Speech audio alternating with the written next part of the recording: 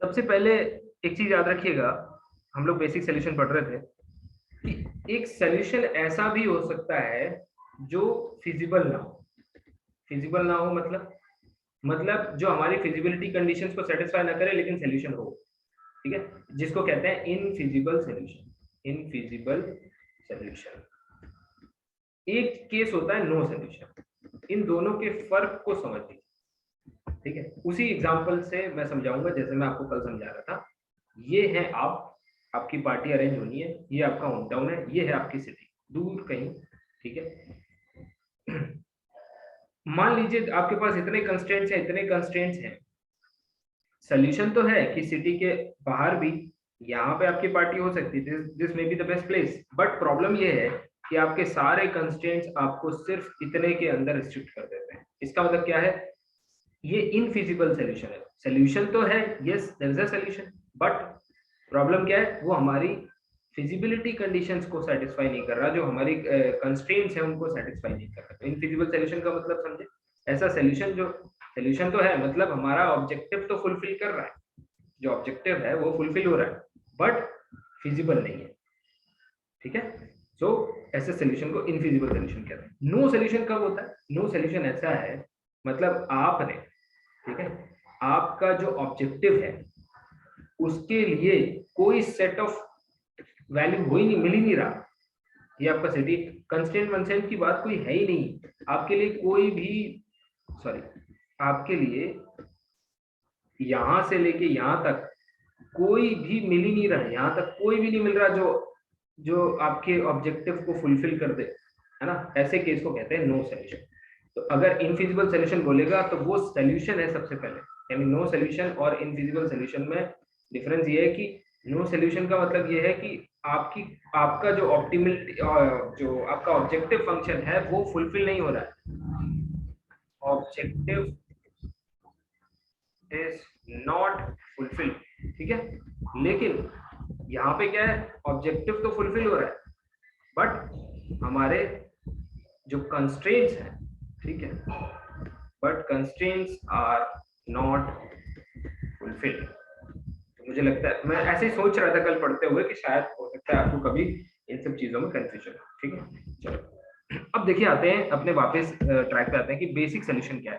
तो मैंने कल भी आपको समझाया था, फिर से शुरू करता हूँ। बेसिक सोल्यूशन होता क्या है पूरे लीनियर प्रोग्रामिंग प्रॉब्लम में, ठीक है। जब आप उसको प्रोग्राम करते हैं, जब आप उसका मॉडलिंग करते हैं मैथमेटिकल प्रॉब्लम, तो उसमें बहुत सारे वेरिएबल्स होते हैं। क्या होते हैं? बहुत सारे वेरिएबल्स होते हैं।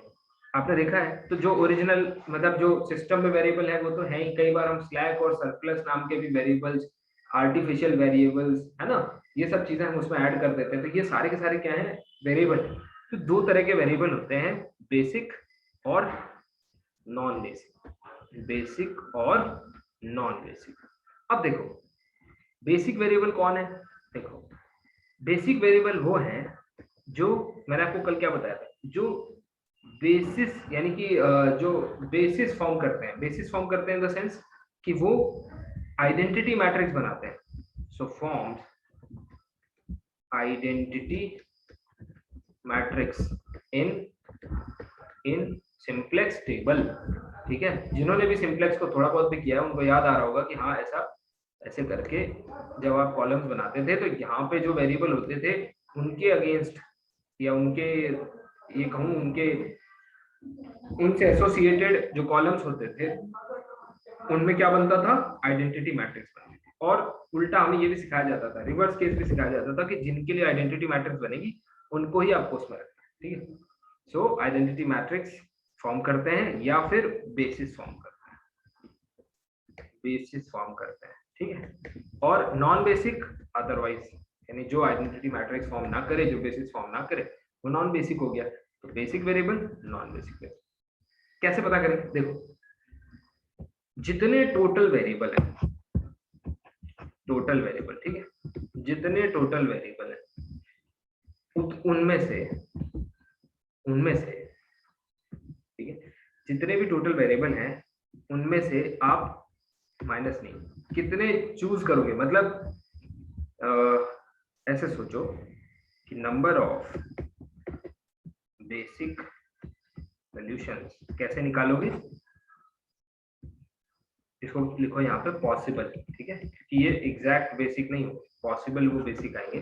फिर आपको एक और कंडीशन सेटिस्फाई करनी, तो पॉसिबल आएंगे total variables in the picture, total variables C यानी कॉम्बिनेशन लेंगे, ठीक है, और कितने चूज करने हैं आपको, नंबर ऑफ कंस्ट्रेंट्स, ये याद रखना बस, नंबर ऑफ कंस्ट्रेंट्स, ठीक है। कई बार क्या होता है, सीधा सीधा ऐसे लिखा होता है कि number of possible basic solution, यहाँ पे बेसिक फिजिबल की बात नहीं हो रही है, बेसिक सॉल्यूशन की बात हो रही है, ठीक है। फिजिबिलिटी को सेटिस्फाई करे ना करे हमें नहीं लेना, हमें सॉल्यूशन देखें, सीधा से लिख दिया जाता है NCM, याद रखिए ये पॉसिबल है ना, मैक्सिमम कितने हो सकते हैं, NCM। N क्या होता है, N होता है टोटल वेरिएबल्स, जितने वेरिएबल आपके पास हैं, और M क्या होता है, M होता है number of constraints, number of constraints, ठीक है, ये है, तो ध्यान रखिए इसको। अब देखो बेसिक सॉल्यूशन जो आता है वो दो तरह का होता है, फर्दर दो तरह का होता है। तो पहला क्या होता है, पहला होता है डीजेनरेट और दूसरा होता है नॉन डीजेनरेट।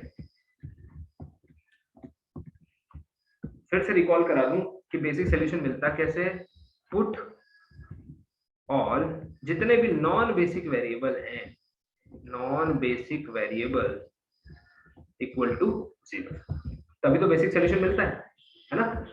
क्या करो, जितने भी बेसिक वेरिएबल हैं, मतलब अगर मैं आपको वैसे समझाऊं, मान लो आपके टोटल वेरिएबल हैं 1 2 3, x1 x2 x3 x4 और x5, मान लीजिए इनमें से आपके ये दो नॉन बेसिक हैं, ये तीन बेसिक हैं, ये नॉन बेसिक हैं, ठीक है, और ये तीन बेसिक है। तो बेसिक सॉल्यूशन कैसे निकालोगे, इन x4 और x5 इन दोनों को 0 कर दो फॉर बेसिक सॉल्यूशन, तो जो कुछ बचेगा नॉन बेसिक तो होगा 0, अब जो बचा वो बेसिक सॉल्यूशन बनता है, ठीक है। तो ये है इसकी एल्गोरिथम, उम्मीद करता हूँ कि आपको समझ में आएगी, ये है, ठीक है। अब देखो, अब बेसिक सॉल्यूशन एक बार आ गया तो आपको डीजेनरेट और नॉन डीजेनरेट कब होता है उसको देखो। देखो बेसिक सॉल्यूशन में जो नॉन बेसिक वेरिएबल होते हैं वो तो हमेशा 0 होते हैं, ठीक, यानी कि अगर इसका सॉल्यूशन आप लिखोगे दैट इज क्या आएगा, x1, x2, x3, 0, 0, ठीक, यही तो आएगा भाई। अब x1, x2, x3 की कोई भी वैल्यू हो सकती है, बताओ यहां तक समझ में आया, यस और नो, फटाफट बोलो। Yes sir. ओके, अब बताओ, अच्छा ये भी तो हो सकता है कि ये जो बेसिक वेरिएबल है x1, x2, x3 जिन्होंने यहाँ पे सिंप्लेक्स टेबल में आइडेंटिटी मैट्रिक्स फॉर्म करी थी, इनकी कोई भी वैल्यू हो सकती है, तो क्या इनकी वैल्यू 0 भी हो सकती है, यस और नो, बताओ भाई, हो सकती है, ऑफ कोर्स हो सकती है। तो अगर इनमें से किसी की वैल्यू 0 हो गई, यानी ये तो 0 है ही, इनमें से भी कोई 0 हो गया, तो उसको कहते हैं डीजेनरेट सॉल्यूशन, यानी कि if some of the basic variables are 0, ठीक, तो ये हो गया डीजेनरेट। दैट इज, अगर मैं आपको एग्जांपल देके समझाऊं तो लेट अस से x2 0 है तो x1, 0, x3, 0, 0, ये हो गया आपका बेसिक सॉल्यूशन। बट ये किस तरह का बेसिक सॉल्यूशन होगा बेटा, ये होगा non degenerate, sorry degenerate basic solution. बताओ ये बात समझ में आई। अब इसमें if all basic variables are non zero तो क्या कहलाता है, यानी कि that is x1, x2, x3, 0, 0, मतलब ये तो 0 रहेंगे, बेसिक सॉल्यूशन की बात हो रही है, ये 0 नहीं हुए तो नॉन बेसिक सॉल्यूशन हो जाएगा, ठीक है। तो that is x1, x2, x3 such that x1 and x2 and x3 are non-zero, इसको क्या कहोगे, इसको कहोगे non degenerate non degenerate basic solution. बताओ भाई, यहां तक बात क्लियर हुई? यस और नो, फटाफट बताओ। हेलो, आवाज आ रही है? ओके, अब देखिए, देखो मान लीजिए एक एग्जांपल करते हैं हम लोग उसका। दिया हुआ है मिनिमम ऑफ z, यानी ऑब्जेक्टिव फंक्शन आपका मिनिमाइज करना है x minus y such that constraint आपके दिए हुए हैं 2x plus 3y less equal 6। ठीक, दूसरा कंस्ट्रेंट दिया हुआ है, अच्छा, एंड x इज दिस, और ये तीसरा कंस्ट्रेंट दिया हुआ है 0y लेस देन 3। ठीक है, यानी कि इसको मैं थोड़ा अलग तरह से लिखता हूँ तो आपको क्लियर हो जाएगा। x less equal 3, y less equal 3, and यहाँ पे non negative condition that they both are greater equal 0। तो मुझे इतना बताइए कि number of possible basic solutions कितने होंगे? बेसिक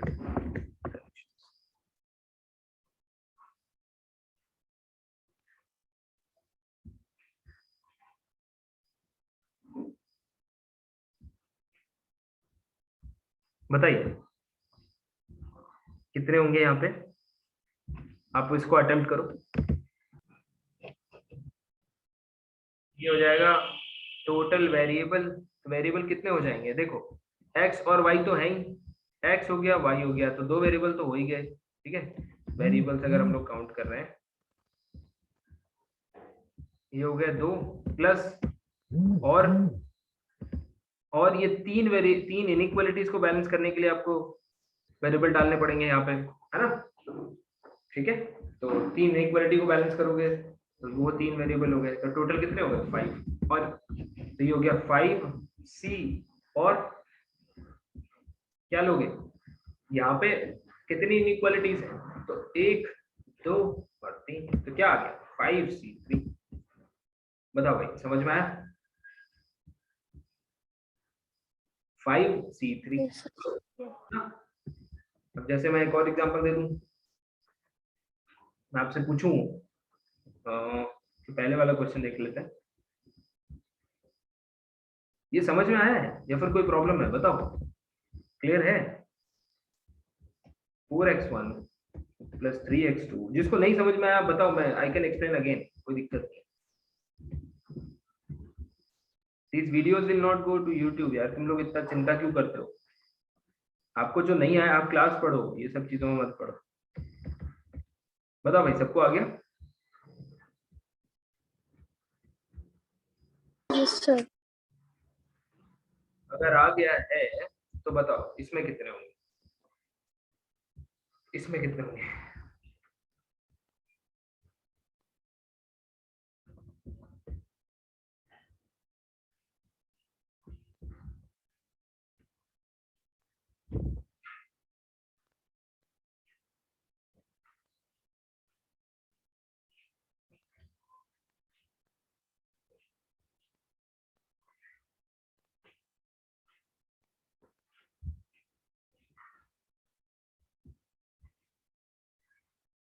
वेरिएबल देखोगे, कितने वेरिएबल है पहले तो ये बताओ।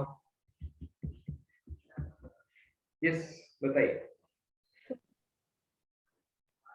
वेरिएबल्स कितने हैं?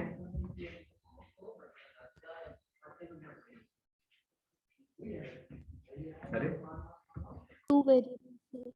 दो वेरिएबल, यहाँ पे जैसे मैंने सिखाया था, एक वेरिएबल ये है, एक वेरिएबल ये है, हो गए दो, प्लस प्लस यहाँ दो इनइक्वालिटीज को बैलेंस करने के लिए और सरप्लस लगाते हैं ना, तो वो दो लगाओगे तो दो वो हो गए, तो टोटल 4 हो गए, यानी कि वेरिएबल हो गए 4।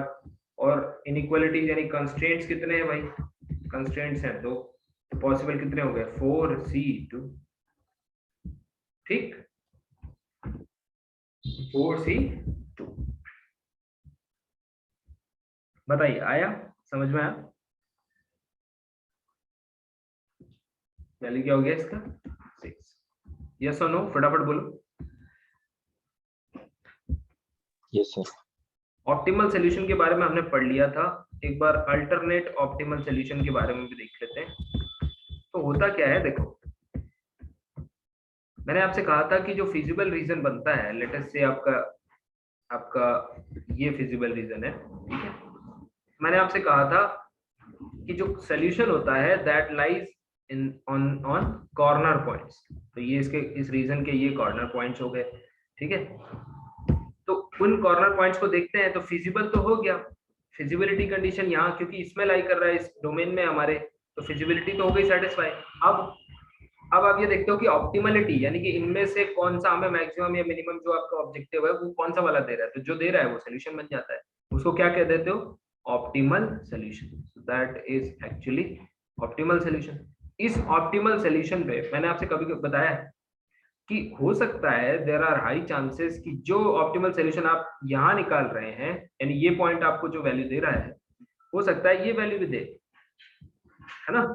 तो जब एक से ज्यादा ऑप्टिमल सॉल्यूशन मिलते हैं, ऐसे केस को कहते हैं अल्टरनेट ऑप्टिमल सॉल्यूशन, यानी कि more than one optimal solution, one optimal solution. इसका मतलब क्या है?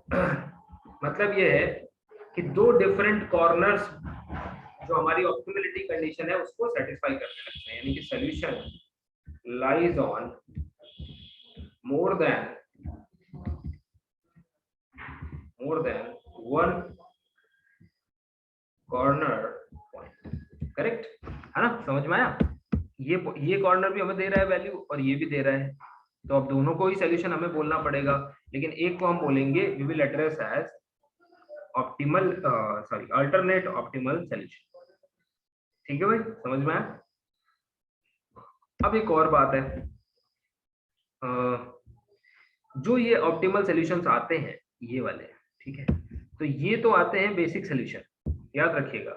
जब एक से ज्यादा बार यानी ये दो सॉल्यूशन आते हैं, तो अगर ये दो कॉर्नर पॉइंट पे सॉल्यूशन आ जाते हैं तो फिर ये पूरी की पूरी स्ट्रेट लाइन जो है वो सॉल्यूशन बन जाती है। तो ये वाले तो होते हैं, उनमें से ये वाले तो होते हैं बेसिक, और बीच के जितने भी सॉल्यूशन होते हैं वो है नॉन बेसिक। जब हम लोग आगे बढ़ेंगे धीरे धीरे तब मैं आपको समझाऊंगा, बेसिक और नॉन बेसिक बता दिया था, सॉल्यूशन में कैसे दिखते हैं वो बता रहा हूँ कि अगर आप सॉल्व करेंगे तो ये वाले मान लीजिए ये और ये कॉर्नर पॉइंट पे दो सॉल्यूशन आ गए, तो ये अल्टरनेट सॉल्यूशन हो गया। तो फिर ये जो लाइन ज्वाइन हो रही है ये हर पॉइंट पे सॉल्यूशन देगा, फिर तो यानी कि इनफाइनाइट सॉल्यूशन मिल जाएंगे, ठीक है। अब वो सारे के सारे सॉल्यूशन में से ये दो बेसिक फिजिबल सॉल्यूशन होते हैं जिनको कहते हैं BFS, बेसिक फिजिबल सॉल्यूशन।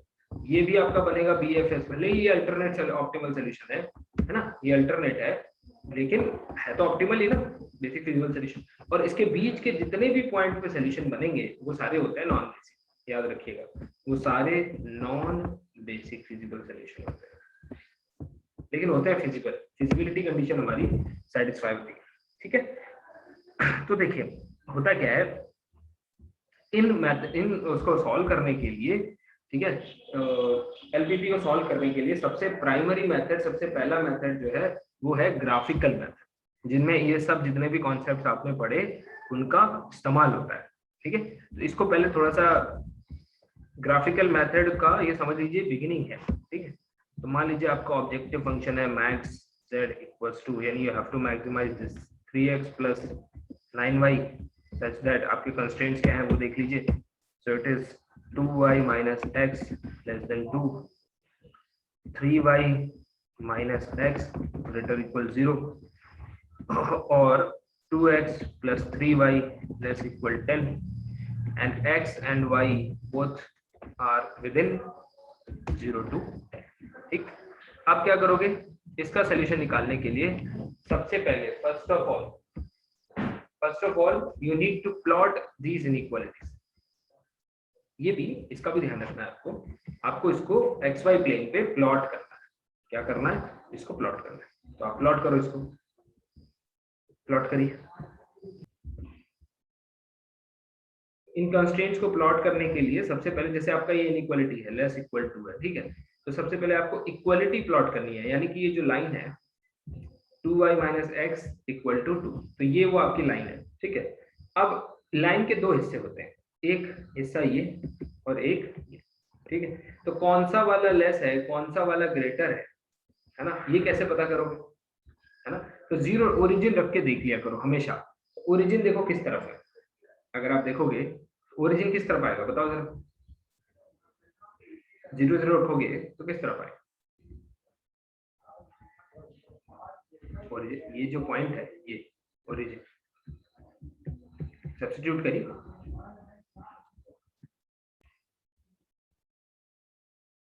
देखिए ये सबसे पहले इक्वेशन प्लॉट करिए, फिर ओरिजिन की तरफ देख लीजिए, ओरिजिन अगर सेटिस्फाई कर रहा है जिस तरफ ये आ गया, ठीक है। फिर क्या है दूसरा लाइन आपका है 3y माइनस एक्स, नहीं 2x प्लस 3y, ये लाइन है, तो ये लाइन आपकी कुछ ऐसी है, पॉजिटिव इंटरसेक्ट्स ना दोनों, ये वाली, ठीक है। तो अब ये लेस देन ओरिजिन देखेंगे तो 0 लेस देन 10 ऑब्वियसली सेटिस्फाई कर रहा है, यानी कि अब इसके दो पार्ट कौन कौन से हैं, एक पार्ट है जो इस तरफ जाएगा, एक पार्ट है जो इस तरफ जाएगा इस लाइन के, तो इसमें से ये वाला लेना है, लेस देन 10 है ना अंदर वाला, ये आ गया, तो आप साफ देख पा रहे होंगे कि ये रीजन बनेगा।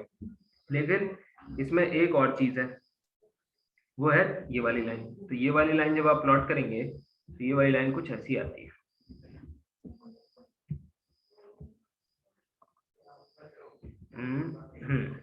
ठीक, थोड़ी पैरेलल से दिख रही, पर ये पैरेलल नहीं है भाई, ये और ये लाइन की जो स्लोप है वो दोनों डिफरेंट है, ठीक है, पैरेलल नहीं है। तो ये खैर इसके इधर की तरफ हमें कोई लेना देना नहीं है, इस तरफ हमें कोई लेना देना नहीं है। अब हमारा रीजन कौन सा है भाई,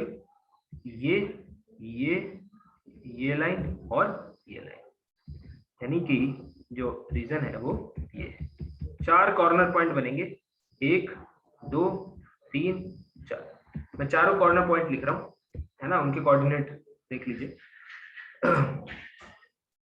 आप एक बार मैच करवा लीजिएगा, ये क्वेश्चन करके देख लीजिए, एक बार करने के बाद ही आ जाएंगे आराम से।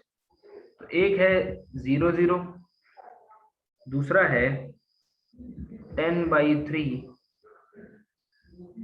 और चिंता मत करिए गेट में अगर आता भी है 10/9 तो हमेशा छोटा कैलकुलेशन आता है, इतने बड़े बड़े कैलकुलेशन नहीं आएंगे, है ना। फिर 0,11, ठीक है। अब क्या करोगे, ये चार कॉर्नर पॉइंट, अब सोल्यूशन तो कॉर्नर पॉइंट्स पे ही लाई करेगा कहीं ना कहीं, इन चार कॉर्नर पॉइंट्स पे आपने देखा, एक में वैल्यू आएगी 2, एक में 0, एक में 20 और एक में आ रही है सॉरी 24। अच्छा एक और पॉइंट है 2,2 पे ही 20 है, 24 आ रहा है 2,2 पे, 0 0 पे क्या आ रहा है, 0 आ रहा है, सॉरी 0 आ रहा है, फिर इस पे आ रहा है 2, 20 आ रहा है, 20, हाँ इस पे आ रहा है 20, 2,2 24, फिर 1, ये आ गया 9, 99 99, ये 9, ये है 9, ठीक है। तो अब ये आपका हो गया ऑप्टिमल सॉल्यूशन, तो ये क्या हो गया, ये हो गया आपका ऑप्टिमल सॉल्यूशन। क्या इसको आप बेसिक फिजिबल सॉल्यूशन कह सकते हैं, तो बिल्कुल कह सकते हैं, ठीक है, क्योंकि फिजिबिलिटी कंडीशन आपकी सेटिस्फाई हो रही है, ठीक है। तो ये है, this is how it works. अब देखिए गेट में एक क्वेश्चन पूछा जाता है, मैं हर बार बताता हूँ, गेट में एक क्वेश्चन पूछा जाता है ग्राफिकल मेथड पे, वो क्वेश्चन कुछ ऐसे देता है, maximum of z sorry maximum of z equals to दे देगा x प्लस 3y, ठीक है, और ऐसे x plus 2y plus 3z greater equal 10, x 2x minus 3y plus 4z less equal to x, y, z not negative, ये दिया हुआ है। So how many of you believe कि आप इसको ग्राफिकल मेथड से सॉल्व कर सकते हैं, जस्ट रेज योर हैंड। कितना लोगों को लगता है कि आप इस क्वेश्चन को ग्राफिकल मेथड से सॉल्व कर सकते हैं? मैं नए बच्चों में से देखना चाहूंगा, पुराने बच्चों से तो मैं कई बार बात कर चुका हूँ, पर आप हाथ उठा सकते हैं, कोई दिक्कत नहीं है।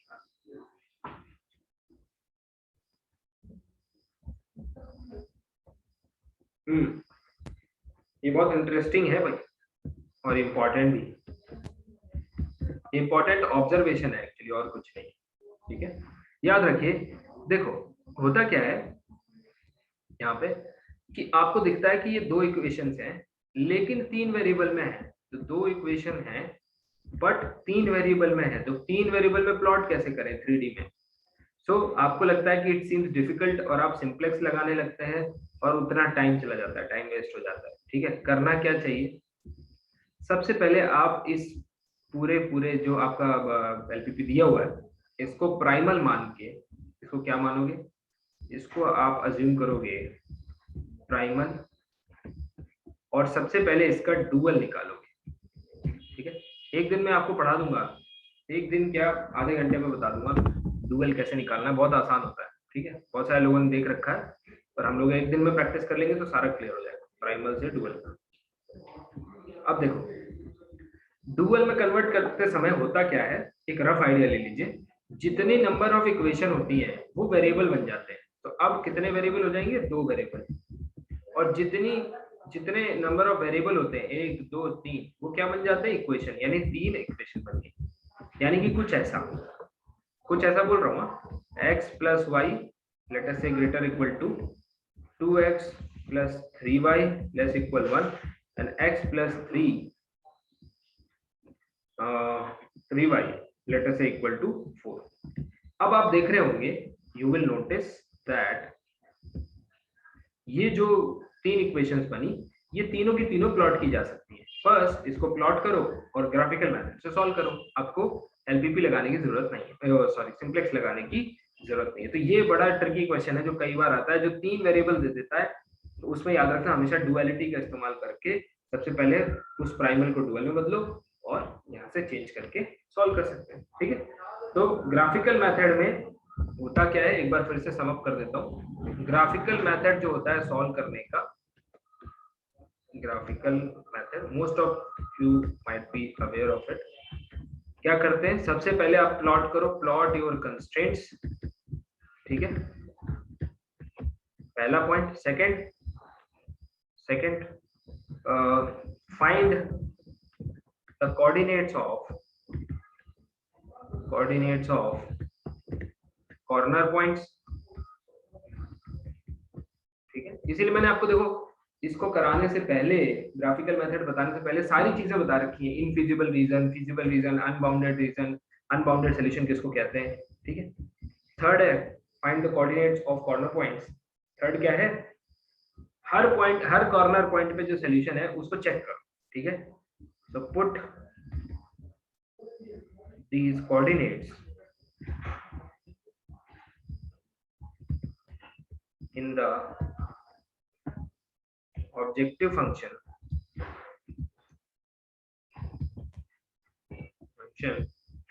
to obtain the desired value। अब डिजायर्ड मैं क्यों लिख रहा हूँ, क्योंकि हो सकता है आपका मैक्सिमम, हो सकता है मिनिमम। ठीक है, जो डिजायर्ड वैल्यू आएगी वही आपका क्या बनेगा, ऑप्टिमल सॉल्यूशन। ठीक, ये हो जाता है ऑप्टिमल सॉल्यूशन। अब यहाँ से सवाल उठता है कि क्या एक से ज्यादा कॉर्नर पॉइंट्स पे सॉल्यूशन मिल सकते हैं, बिल्कुल मिल सकते हैं। ऐसे सॉल्यूशन को क्या कहते हैं, अल्टरनेट ऑप्टिमल सॉल्यूशन कहते हैं। ठीक है, उनमें से जो दोनों कॉर्नर पॉइंट्स पे सॉल्यूशन होते हैं वो बेसिक होते हैं, बीच में उस the line joining those two corner points will also represent solutions and all those solutions will be non basic feasible solution। ठीक है, तो ये है भाई, कितने बेसिक होते हैं, कितने नॉन बेसिक होते हैं, ये भी आपको समझा दिया है। ठीक है, फिजिबिलिटी क्या है। अब हम लोग नेक्स्ट टाइम पढ़ेंगे डुअलिटी, और डुअलिटी जो है वो बहुत ही इंपॉर्टेंट कॉन्सेप्ट है। ये समझ लीजिए, डुअलिटी से क्वेश्चन, एक ये डुअलिटी से आता है, एक ग्राफिकल से आ सकता है ना, और एक ये बेसिक फिजिबल रीजन, ये वो है ना, इनसे क्वेश्चन बनते हैं। तो ये बड़े इंपॉर्टेंट कॉन्सेप्ट्स हैं। कल हम लोग पढ़ेंगे डुअलिटी के बारे में। ठीक है, देखेंगे, इसको तो अच्छे से कर लिया है, बुकलेट से सारा कुछ, यानी कि ये जो नोट्स हैं इनसे सारा कुछ कर लीजिए अच्छे से। कोई भी डाउट है तुरंत पूछिए, और इनको क्लियर करिए। ये टॉपिक्स ऐसे हैं, ये सब्जेक्ट ऐसे हैं, एक हफ्ते बैठ जाइए, अच्छे से मेहनत कर लीजिए, ये बिल्कुल बढ़िया हो जाएंगे, कभी इनके क्वेश्चन गलत नहीं होंगे आपसे। ठीक है, चलिए, थैंक यू।